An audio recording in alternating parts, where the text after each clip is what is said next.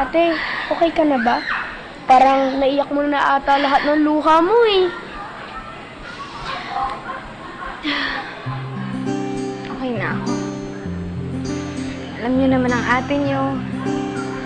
Lahat kaya kong lagpasan. Eh, ate, ano na pong gagawin ninyo ngayon yan? Siguro, sasarilihin ko na lang yung feelings ko kay Edison. Hanggang sa mawala na lang itong nararamdaman ko. You have feelings for me, Kyla?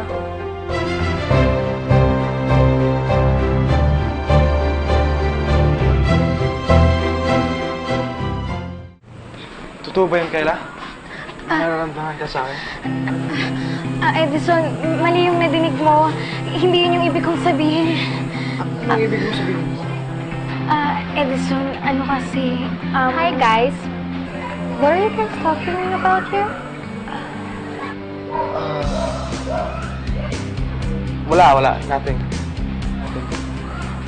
Edison, let's go. The driver's waiting outside. Unya?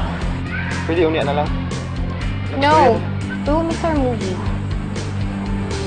We're gonna see her tomorrow naman, di ba? Oo, sige na, Edison. Go.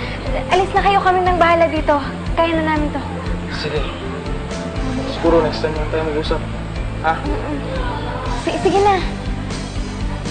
Ingat po kayo.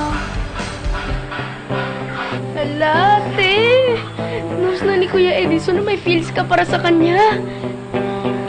Aamin na mo ba, ate? Hindi, kailangan kong iklaro sa kanya na mali yung narinig niya. Hindi naman ako pwedeng humadlang sa kanilang dalawa ni Ninye.